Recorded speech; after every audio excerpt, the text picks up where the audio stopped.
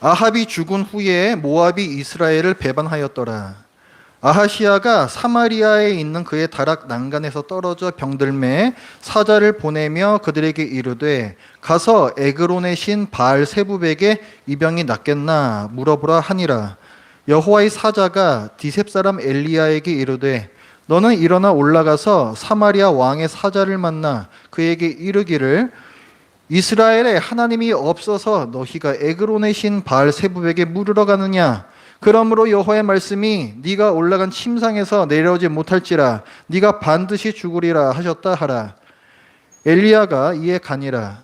사자들이 왕에게 돌아오니 왕이 그들에게 이르되 너희는 어찌하여 돌아왔느냐 하니 그들이 말하되 한 사람이 올라와서 우리를 만나 이르되 너희는 너희를 보낸 왕에게로 돌아가서 그에게 고하기를 여호와의 말씀이 이스라엘에 하나님이 없어서 네가 에그론의 신 바알 세부백에 물으라고 보냈느냐. 그러므로 네가 올라간 침상에서 내려오지 못할지라 네가 반드시 죽으리라 하셨다 하라 하더이다. 왕이 그들에게 이르되 올라와서 너희를 만나 이 말을 너희에게 한 그 사람은 어떤 사람이더냐.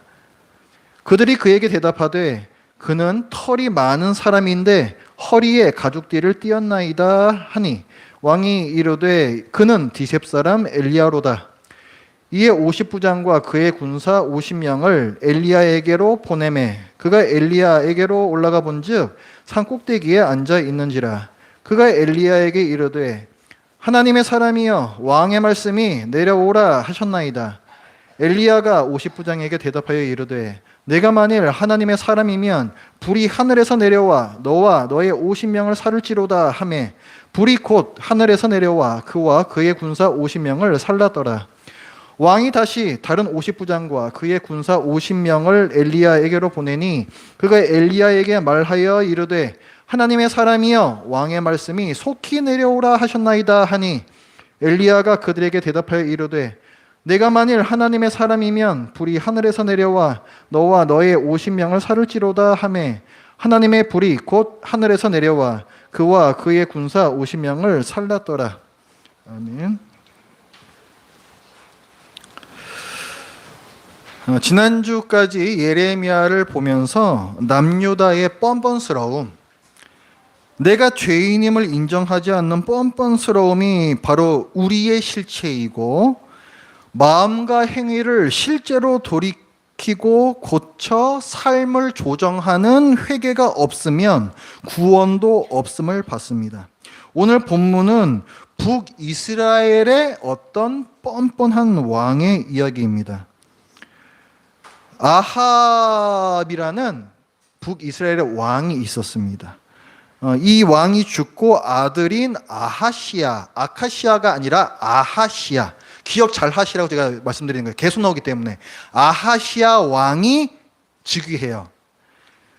아버지 그 아합 왕 때에 북이스라엘이 부강했어요. 굉장히 부유하고 강했단 말이에요. 하지만 하나님께서는 아합을 매우 악하다 평가하셨습니다. 왜냐하면 국민 전체를 우상숭배, 특히 바알이라고 하는 우상숭배에 빠지게 하는 죄를 저질렀고 자기 개인 정원을 만들기 위해서 율법을 어기고 땅 주인을 죽이는 죄까지 저질렀기 때문입니다. 그래서 하나님께서 선지자 엘리야를 통해 내가 아합 집안을 멸하고 이 나라를 다른 사람에게 주겠다. 북이스라엘을 다른 사람에게 주겠다라고 전하라고 말씀을 하세요. 엘리야가 그 말을 아합 왕에게 전했고 그 말을 들은 아합 왕이 풀이 죽어요. 풀이 죽어서 다녔다라고 성경에 되어 있습니다. 그 말씀에 충격을 받은 거죠. 회개하는 듯한 모습을 보였고 이에 하나님께서 당장 내리시겠다 하신 징벌을 그의 아들 때로 늦추어 내리겠다라고 말씀해 주세요. 이게 무슨 말이냐면은 집행유예예요. 지금은 집행유예. 집행유예는 분명히 그 사람은 유죄란 얘기죠. 유죄인데 형을 집행하는 것을 뒤로 미루는 게 집행유예죠. 똑같은 거예요. 근데 지금 집행유예를 주는 이유가 무엇입니까? 구제의 길을 주는 거죠. 오늘날에도 보면은 집행유예 기간 동안에 또 죄를 저지르면 그때는 여지가 없어요. 무조건 형벌을 받아야 됩니다. 그러나 이 집행유예 기간을 잘 지나게 되면은 사면될 수도 있어요. 그게 집행유예라는 거예요. 그렇죠? 지금 아합 집안에도 그 집행유예를 주신 거예요. 시간을 주셔서 만약에 아합 왕과 그의 아들 아하시아가 하나님께로 돌이키면 그의 집안이 멸망을 면할 수 있게 큰 자비를 베푸신 것입니다. 그런데 아합 왕과 그의 아들 아하시아가 이 기회를 못 살려요. 아합이 전에 이 풀이 죽어서 다녔던 그 모습은 실제로 돌이켜 고침이 없는 값싼 회개였습니다. 그냥 회개하는 척만 한 거예요, 말로만. 그의 뒤를 이어서 왕이 된 아들 아하시아는 아버지를 능가하는 악행을 저질렀어요. 앞으로 한 페이지만 넘기시면은 그 열왕기 상 나오죠. 거기 22장 그 마지막 부분 한번 보세요. 마지막 부분. 마지막에 그 22장 52절부터 한번 보세요. 22장 52절부터. 자, 아하시아가 이제 왕이 됐는데 뭐라고 설명을 하냐면 자, 52절부터 53절까지 같이 읽어요. 시작. 그가 여호와 앞에서 악을 행하여 그의 아버지의 길과 그의 어머니의 길과 이스라엘에게 범죄하게 한 느밧의 아들 여로보암의 길로 행하며 바알을 섬겨 그에게 예배하여 이스라엘의 하나님 여호와를 노하시게 하기를 그의 아버지의 온갖 행위같이 하였더라. 뭘 얘기하고 있어요? 보통 북이스라엘 왕이 악하다 때는 누구의 길로 행하였다? 여로보암의 길로 행하였다. 보통 그렇게 그 정도로 얘기한단 말이에요. 그런데 지금 52절에 보면 그것도 나오지만 그 앞에 뭐라 써 있어요? 그의 아버지 아합의 길과 그의 어머니 이세벨이라는 여자, 이방 여인이에요. 그 길과 이게 같이 붙어 있죠. 그러니까 이거는 아주 악당 중에서도 악당이라는 얘기예요. 이거는 하나님께서 보시기에 53절에도 보면은 그래서 어떻게 됐는가? 지금 집행유예 기간인데 또 이 죄를 저질렀기 때문에 이스라엘의 하나님 여호와를 노하시게 했다고 돼 있어 지금. 그러니까 이 하나님께서 주신 기회를 살리지 못한 겁니다. 하나님께서 노하셨어요. 그래서 하나님의 저주 내리시겠다라고 한 형벌 그게 뭐예요? 아합의 집안을 멸망시키시는 거야. 북이스라엘을 멸망시키는 게 아니고 아합의 집안을 멸망시키고 다른 사람이 북이스라엘을 다스리게 하시는 거. 그 형벌을 이제 시행을 하십니다. 그래서 첫 번째로 나온 거 오늘 본문에 보면은 오늘 보면 다시 넘어오세요. 그 뭐라고 얘기해요? 1절에 보면은 자, 아합이 죽은 후에 모압이 이스라엘을 배반하였다 했어요. 모압은 어떤 나라 이름이에요. 이 모압은요, 다윗이 정복한 이래로 계속 이스라엘에다가 조공을 바쳐오던 나라였어요. 종주국과 봉신국의 관계 제가 많이 설명드렸잖아요. 이스라엘이 주종국인 거고 모압이 봉신국인 거예요. 이 관계로 지금까지 계속 이어져 내려왔다고요. 그런데 아합 왕이 죽은 다음에 그 관계가 풀렸다는 얘기예요. 모압이 반란을 일으켰어요. 아합 왕이 죽은 틈을 타가지고 나라가 조금 혼란스러운 것 같은지 뭐 어떤지 모르겠는데 자기 우리 독립하겠다 해서 들고 일어났다는 거예요.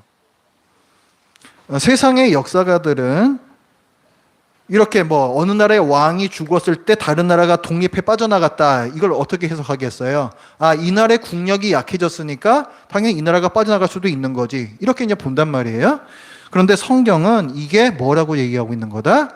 하나님의 징벌이었다라고 밝히는 것입니다. 이 악한 아하시아 왕에게 내려진 또 다른 형벌이 있어요. 중병이 들어요. 중병이. 그 2절 말씀해 보면 아하시아가 사마리아에 있는 그의 다락, 그러니까 자기 집이겠죠. 다락이니까 거의 뭐 2층이나 3층이나 이 정도 될 거예요. 보통 그 이스라엘의 집도 그렇고 궁전도 그렇고 이 지붕이 평평해요. 우리 지금 이런 아파트 보면 그 평평한 옥상이 있잖아요. 그런 형태라고 보시면 돼요. 그런데 거기서 그 난간에서 떨어졌대요. 뭐 하다 떨어졌는지 모르겠는데 거기 떨어졌으면은 뭐 낙상을 입었겠죠. 아마 큰 골절상이나 심하면은 뭐 내장이 또 상했을 수도 있었을 거예요. 어쨌든 그렇게 돼가지고 병들매 이렇게 됐어요. 병들매. 자, 아하시아가 병이 들었다. 성경은 지금 뭘 말하고 있는 거냐? 지금 위에서 모압이 빠져나갔고 아하시아는 병 들었다. 이게 뭐라고 얘기하고 있는 거다? 하나님의 징벌이었다 말하고 있는 거죠. 그러니까 이 병든 것도 하나님의 징벌이었어요. 자, 그러면 이 정도 되면은 이제 이 아하시아 왕이 자기를 좀 돌아봐야 하지 않겠어요? 그죠? 돌아봐야 하죠. 이렇게 안 좋은 일이 계속 생기는데. 선지자 엘리야가 자기 아버지 아합에게 뭐라고 예언을 했었냐면은 너희 집안이 멸망당하리라 분명히 예언을 하셨어요. 그죠? 그리고 그 예언이 아합 왕 때가 아니라 누구 때에? 그의 아들이니까 자기 때에 일어날 거라고 했다고요. 그걸 아하시아도 당연히 알고 있어요. 그런데 왜 나라가 약해지고 자기가 중병에 들어도 자기를 돌아보지 않을까? 왜 자기를 돌아보지 않겠어요? 자기가 잘못하고 있다는 걸 모르니까 자기를 돌아보지 않는 거예요. 왜 자기가 잘못하고 있다는 걸 모를까? 성경에서는 왕은 이렇게 다스려야 한다라는 게 명시가 돼 있어요. 정의와 공의로 다스려야 한다. 이런 내용들이 성경에 다 기록되어 있다고요. 그런 성경 말씀에 자기를 대보지 않았기 때문에 그런 거예요. 거기에 자기를 대보지 않으니까 자기가 잘못하고 있다는 사실도 모르는 거예요. 우리가 하나님의 징계를 알아채지 못하는 이유는 다른 사람과 나를 비교하고 이전의 나와 나를 비교하기 때문에 그래요. 세상 사람들보다는 내가 좀 착한 것 같고 이전의 나보다는 지금의 내가 조금 더 나아진 것 같으니까 그러니까 나는 괜찮다라고 생각하는 거예요. 그러니까 뭐 내가 뭐 그렇게 잘못했느냐 그러는데 우리의 비교 대상은 항상 성경이에요. 다른 사람이 아니고 나 자신도 아니라고요. 신자의 비교 대상은 항상 성경이에요. 우리 웨스트민스터 신앙고백서에서 배웠죠. 성경에는 뭐가 담겨 있다? 구원과 신앙생활에 대한 지침이 충분히 담겨 있다. 배웠죠, 우리. 신자가 어떻게 살아야 하는가 여기 담겨 있고 우리 신자의 기준은 내가 항상 대봐야 할 기준은 다른 사람이 아닌 바로 이 성경이에요.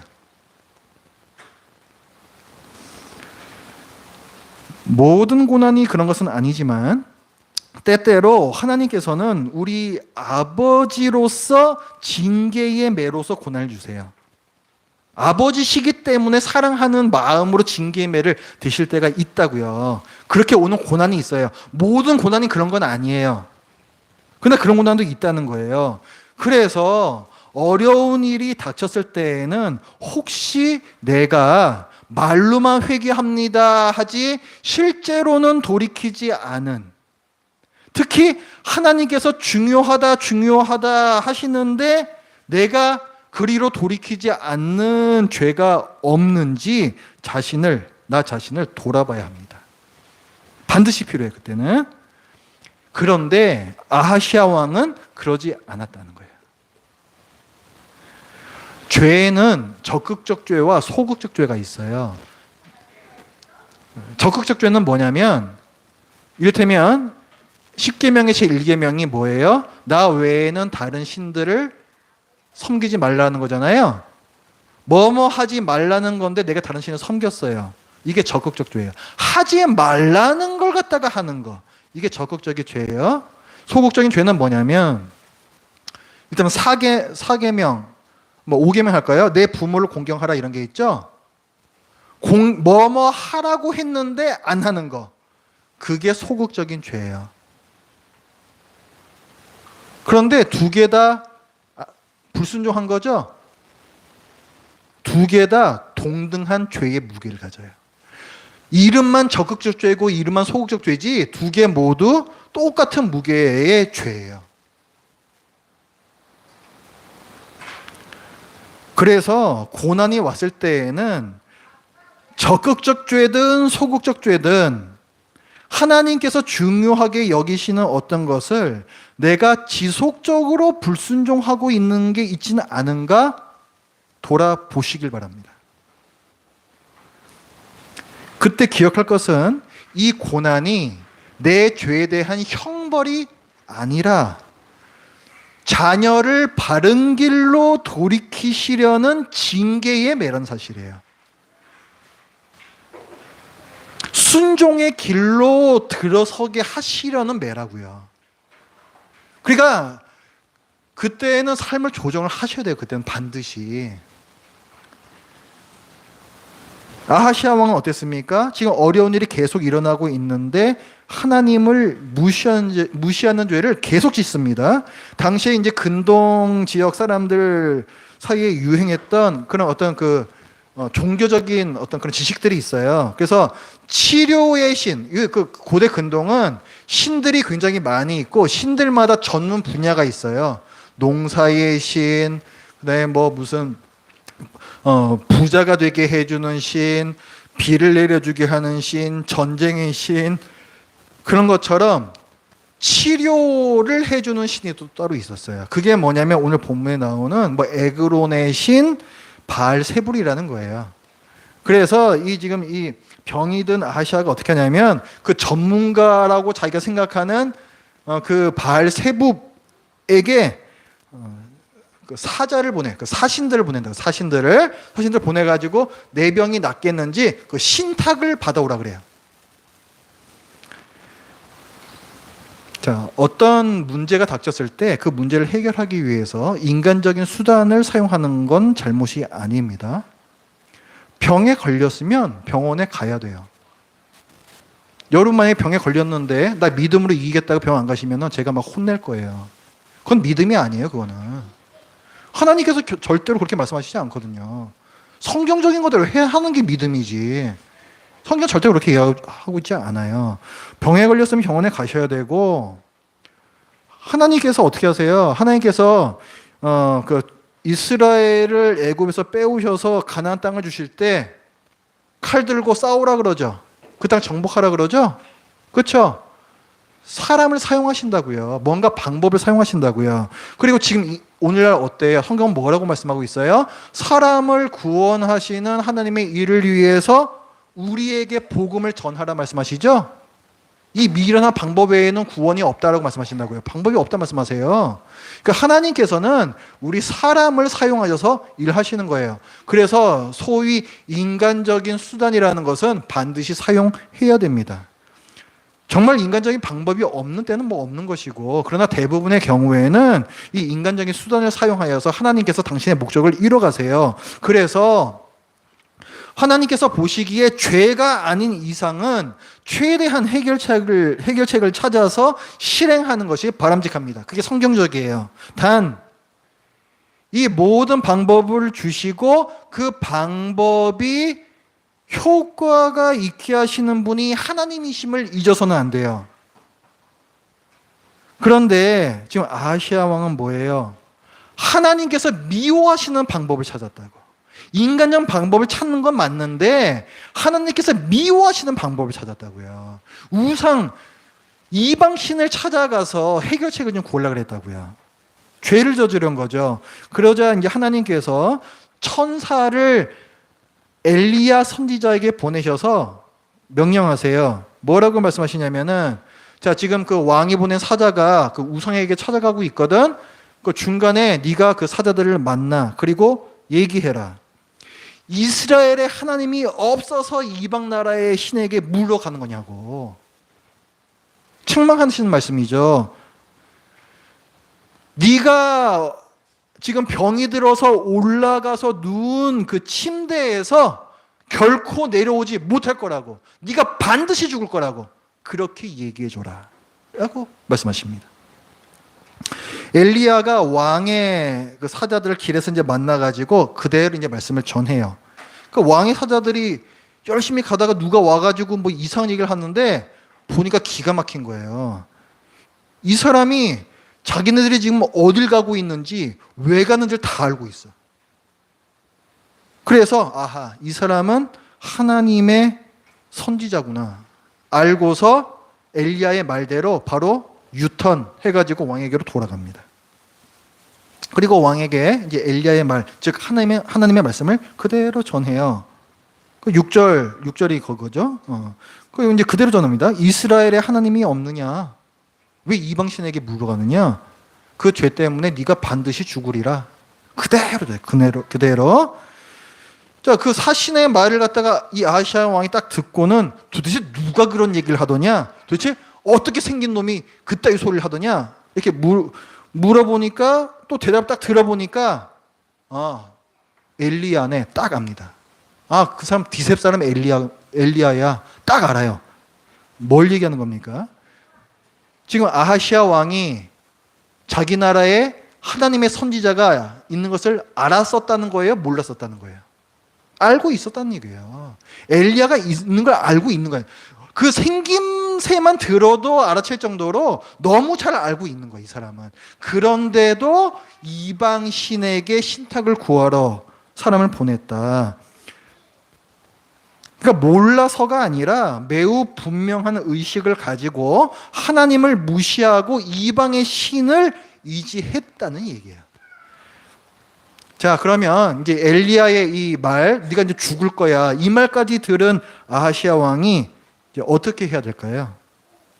지금이라도 자기 죄를 회개하면서 하나님의 용서를 구하고 또 자기 병에 대해서도 하나님의 은혜를 간절히 구해야 되지 않겠습니까? 그래서 이제 9절에 보면은 이에 이렇게 시작해요. 이에 드디어 이제 회개를 하는구나 했더니 웬걸 이어지는 말씀을 보니까 50부장과 군사 50명을 엘리야에게 보내요. 가가지고 엘리야를 좀 안전하게 좀 이렇게 정중히 모셔오라는 걸까요? 아니에요. 그렇게 보내려면은 군사를 보내면 안 되는 거예요. 여러분 영화 같은 데서 뭐 사극 같은 데서 못 보셨어요?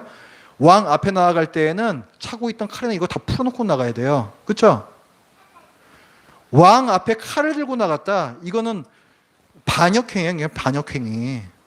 그러니까 지금 이 아하시아 왕은 뭐냐면 당장 가가지고 엘리야 잡아오라는 거예요.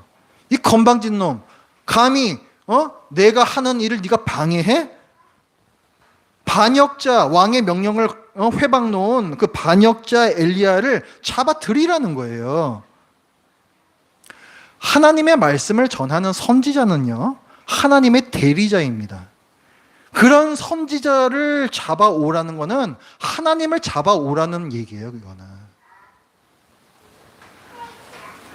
왕에게 반역한 죄의 형벌은 즉결 심판이거든요. 당장 저놈의 목을 쳐라 이거예요. 그죠? 왕 앞에서 칼 들었다. 당장 그냥 지가 목베임 당하는 거죠. 아마도 이 아하시아 왕은 눈에 가시 같은 엘리야를 잡아서 죽이고 싶었을 거예요. 그러나 반역죄로 죽은 건 엘리야가 아니었습니다. 참 왕이신 하나님께서는 자기 앞에 칼을 들고 나타난 반역자들 50부장과 그 50명의 군사들을 즉결 처형하세요. 하늘에서 벼락을 내리셔서 순식간에 다 태워 죽이십니다. 하나님께서 번개불을 내리시는 것은 진노의 심판이며 회개를 강력하게 촉구하는 사건이에요.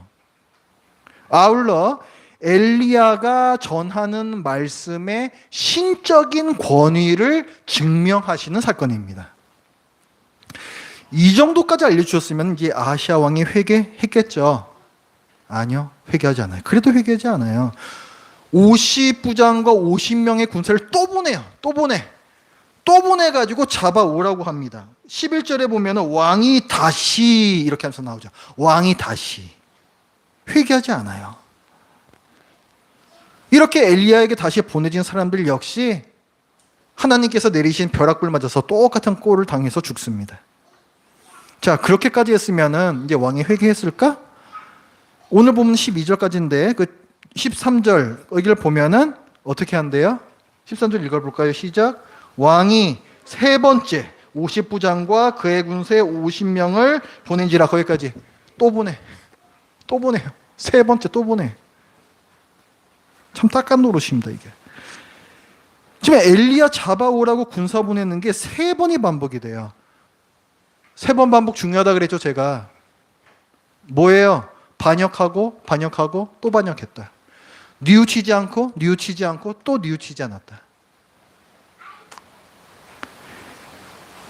마치 저 옛날에 그 모세 시절에 애굽의 그 바로 왕 있잖아요. 그렇게 그냥 그 몹쓸 재앙들 갖다가 당하면서도 회개하지 않죠. 똑같아요.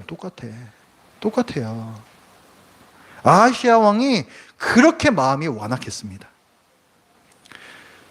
자, 여러분, 지금 이 엘리야 선지자하고 아하시아 왕하고 뭐 하고 있는 것 같아요? 둘이 지금 계속 싸우고 있잖아요. 뭐 하고 있는 것 같아요, 지금 둘이? 왜 싸우고 있는 것 같아요? 누가 더 센가 대결하고 있어요. 권위 대결이라고, 파워 게임이라고. 누가 더 높으냐, 누가 더 세냐, 누가 권위자냐, 그거 놓고 지금 싸우고 있다고요. 지금 아하시아 왕이 하나님께 누가 더 센가 한판 붙어봅시다 하고 있는 거예요, 지금. 제가 여러분한테 질문 드릴게요. 이스라엘에서 왕하고 선지자 중에 누가 더 높았을까요? 누가 높았을 것 같아요? 왕하고 선지자 중에서. 왕이라고 생각하시는 분? 틀려도 괜찮아요. 손 들어보세요. 선지자다. 나머지는 왕이라고 알겠습니다. 선지자예요. 당연합니다. 이스라엘은 신정국가라고 부르죠. 신정국가. 하나님의 율법에 따라서 다스려야 하는 거예요. 참 왕은 하나님이시고 사람 왕은 부왕에 불과해요. 하나님의 율법에 따라서 다스려야 해요. 그래서 신명기 17장인가요? 거기 보면은 왕의 조건이 나와요. 너희가 가나안 땅에 들어가서 왕이 필요할 텐데 그때 왕은 이러이러한 사람이어야 한다. 무슨 뭐 병거를 많이 둬서는 안 되고 그 문을 많이 쌓아서는 안 되고 아내를 많이 두어서는 안 되고 이런 말씀하신 다음에 뭐라고 말씀하시냐면 율법의 등사본을 그 곁에 항상 두어 이렇게 이어져요. 무슨 말이에요?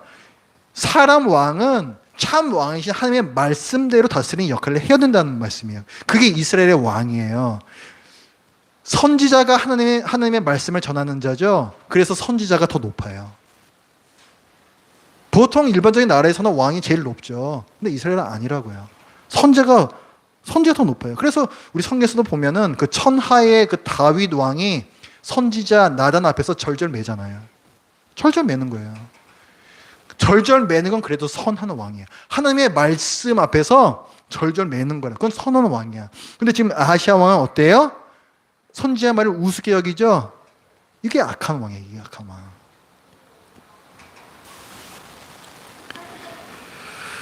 아하시아 왕은 지금 선지자하고 파워 게임을 하고 있습니다. 성경은요, 오늘 본문은 문학적인 기법을 동원해서 이 사실을 강조하고 있어요. 이게 둘이 지금 파워 게임 하고 있다. 그러면 3절에 보면은 하나님께서 엘리야한테 자, 산에 올라가라 이렇게 말씀하세요. 산에 올라가라 이렇게 명령을 하시는데 9절과 11절에 보면 일단 9절에 보면은 자, 그 뒷부분에 보면 그 50부장이 와서 엘리야한테 뭐라고 말하냐면 하나님의 사람이요 왕의 말씀이 내려오라 하셨나이다 이렇게 얘기하죠. 아까는 뭐예요? 하나님의 말씀에 올라가라 하셨었는데 명령을 하셨는데 지금 뭐예요? 왕의 명령이 내려가라 이렇게 얘기를 하고 있다고요. 대조시키고 있죠. 일부러 좀 대조를 시키는 거예요. 그랬더니 엘리야가 내려가요? 절대 안 내려가죠. 왜냐하면 하나님께서 올라가 있으라 그러셨거든요. 올라가 있어 안 내려가요. 그 대신에 엘리야의 말대로 번개가 내려가요. 그렇죠? 선지자가 왕보다 세다는 거예요. 이 올라간다 내려간다라는 이 언어 유희가 다른 데서도 나와요. 오늘 본문에 오늘 본문에서 3번 똑같은 말씀이 이제 반복되는데 일단 4절에서 보면은 그러므로 여호와의 말씀이 네가 올라간 침상에서 내려오지 못할지라 이렇게 얘기하고 있죠. 여기도 올라간다 내려간다 얘기하고 있죠. 요게 6절과 16절에 또 나온다고요. 그대로 17절 말씀에 보면은 왕이 엘리야가 전한 여호와의 말씀대로 죽고 이렇게 되면서 엘리야의 말이 맞았구나 확증되어져요. 그렇죠? 자, 어때요? 이 아하시아 왕이 침상에 올라갔는데 지 마음대로 못 내려와요. 하나님께서 생사 여탈권을 갖고 계시거든요.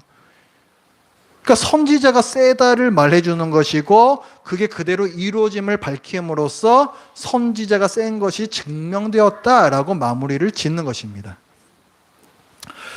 자, 그럼 오늘 본문의 주제는 뭡니까? 여호와만 참 신이다. 이방 신 없다는 거예요. 없어요. 없어. 헛개비다 이거 아예 없는 거예요. 사람이 만들어낸 거지.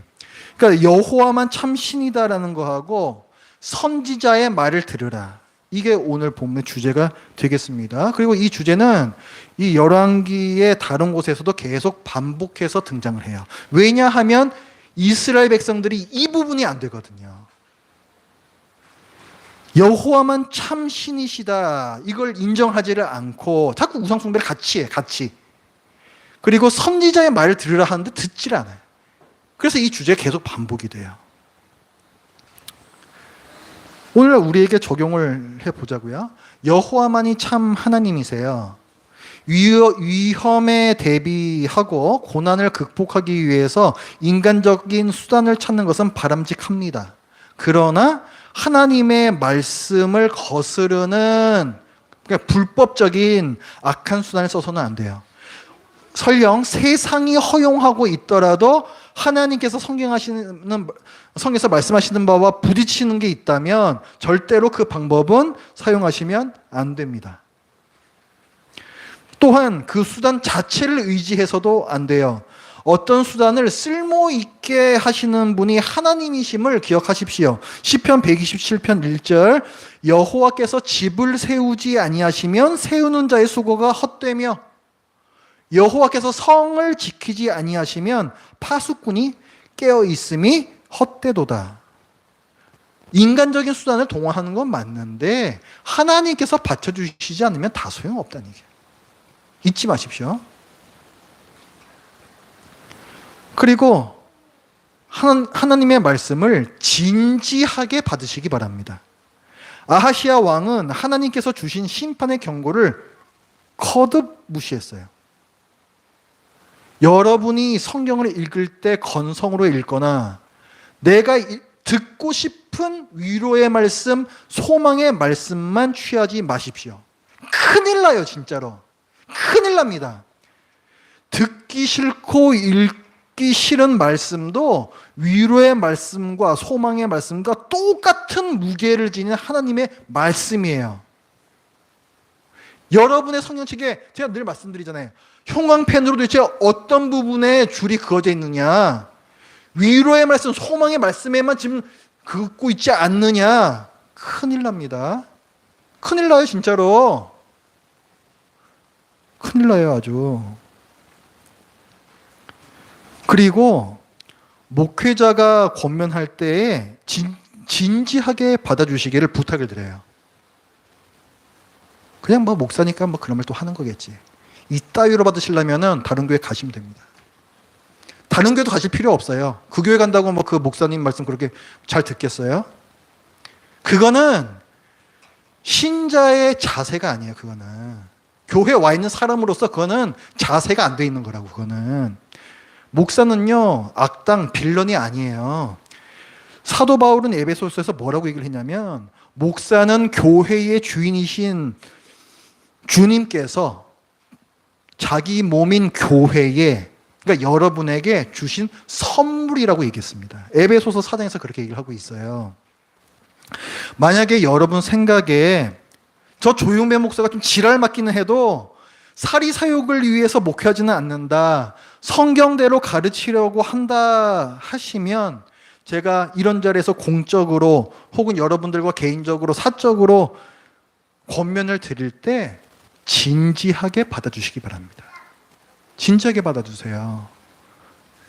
항상 여러분은 성경과 비교하셔야 돼요. 성경 말씀하고 여러분을 비교하셔야 돼요. 제가 드리는 말씀이 성경 말씀과 일치하면 하나님께서 여러분에게 하시는 말씀으로 받으십시오. 그래야 여러분에게 영적 유익과 영적 성장이 있어요. 지랄 맞은 건 그건 제가 고치려고 노력해 볼 테니까, 그건 제가 잘못하는 거거든요. 그건 제가 노력할 테니까 제발 그렇게 하시라고요. 아시겠죠? 그리고 하나님께서 주신 기회의 시간에 회개하십시오. 하나님께서 아합 왕과 아하시아 왕에게 큰 자비를 베푸시어 집행유예 기간을 주셨어요. 그런데 이들은 이 기회의 시간을 놓쳤습니다. 하나님께서 그 이방 신에게 찾아가는 왕의 그 사신들을 길 도중에 막으셨잖아요. 그거는 그 죄를 짓는 가지 신탁까지 묻는 더 심각한 죄로까지 번지는 걸 막아주신 거예요, 사실 하나님께서. 그러면서 이 왕에게 경고하신 거라고요. 너 이러면 안 된다고 경고를 하신 거예요. 그런데도 이 왕은 회개 기회를 놓쳐요. 또 어떻게 해요? 벼락불이 떨어져가지고 자기 백성이 계속 죽어나가요. 죽어나가고 계속 그렇게 죽어나가는데도 아하시아 왕이 회개하지 않습니다. 그래서 그 결과는 뭐냐? 즉위한 지 고작 2년 만에 죽어요. 딱 2년 그렇게 있다가 그냥 죽어요. 병이 안 나은 거죠. 회개하지 않는 자에게는 반드시 심판이 있습니다. 하나님께 한판 붙어봅시다 하면 안 돼요. 하나님께서는 우리가 그렇게 대할 수 있는 분이 아니세요. 하나님의 이 모든 말씀을 진지하고 무겁게 대하시기 바랍니다. 진중하게 대하시라고요, 하나님의 말씀을. 아합 왕이 하나님의 책망을 듣고서 풀이 죽어가지고 돌아다녔지만 회개하지 않았어요. 그런 값싼 회개에는 구원이 없다로 성경은 말씀하고 있습니다. 값싼 회개는 구원이 없어요. 내가 말로만 하는 회개는 구원이 없다고요. 우리가 이 공기도에서 지난주에 또 이렇게 살았습니다 하면서 또 이번 주 아무렇지도 않게 또 그렇게 산다. 구원이 없다고요. 제가 왜 자꾸 흥분을 하냐면 구원이 없을 수가 있기 때문에 그러는 거예요. 회개하고 믿어 구원을 받는 것인데 진정한 믿음이 없기 때문에 구원을 못 받을 수가 있다고요. 그래서 제가 이렇게 늘 지랄맞게 설교를 하는 거예요. 그래서 여러분 지옥 가시면 어떻게 할 거예요? 저는 그러면 하나님 앞에 가가지고 어떤 책망을 듣겠습니까? 그래서 그러는 거예요. 그래서 그러는 거 제가. 값싼 회개는 구원이 없어요. 실제로 돌이켜서 고치십시오. 삶을 조정하세요. 그게 회개예요. 내 삶을 있는 그대로 두면서 그러니까 나는 이거 못 고칩니다. 하나님 앞에서는 절대로 안 통하는 얘기예요. 우리 성경에서 보잖아요. 절대 안 통한다니까 그런 거는. 내가 내 삶을 실제로 돌이켜서 고쳐서 삶을 조정을 해야 돼요. 그게 회개라고. 그게 회개. 그거 할 수 있는 이유가 뭐냐면 내 인생을 하나님께 맡길 수 있으면 그걸 할 수가 있어요. 그게 믿음이에요. 그게 믿음. 그 신뢰가 믿음이야. 그게. 내 인생을 하나님께 맡길 수 있느냐? 이게 없으면은 믿음이 없는 거예요. 믿지 못하는 거예요. 너 오빠 믿어? 우리 우스갯소리로 늘 그걸 보잖아요. 신뢰란 거예요. 신뢰. 이 신뢰가 없으면, 내 인생을 맡길 수 있는 신뢰가 없으면 믿음이 없는 것이고 구원이 없는 거예요. 그렇기 때문에 그 삶에는 절대로 돌이켜 실제로 고치는 삶을 조정하는 그 모습이 없는 겁니다. 그래서 믿음의 열매는 순종이라고 얘기하는 것이고 행위라고 말하는 거예요. 이것이 없는 믿음은 구원 받는 믿음이 아니에요. 제 말 잘 들으세요. 제발. 제 말 잘 들으세요. 아시겠죠? 제가 무슨 말씀 하시는지 아시겠죠? 당장 좀 고민을 해봐야겠다. 오케이, 괜찮아요. 근데 제가 무슨 말씀 하는지는 아시겠죠? 그렇죠?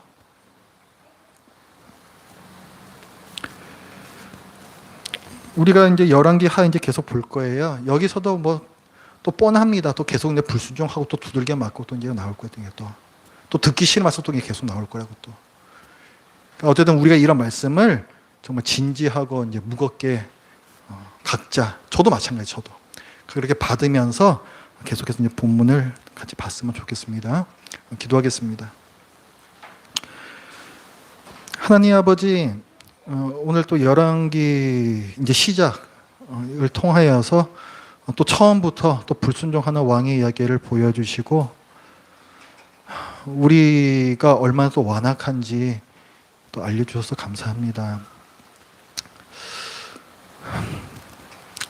안 그래도 세상 사는 게 힘든데 또 하나님의 말씀을 보면서 또 더 힘들어야 하고, 하지만 또 이것이 저희들의 또 본 모습이니 또 그것을 어찌 하겠습니까? 하나님 아버지시여, 이런 가망성 없는 저희를 위해서 예수 그리스도를 보내주시고 또 그 공로에 기대어서 천국 소망 흔들리지 않게 붙잡을 수 있게 하시니 감사합니다.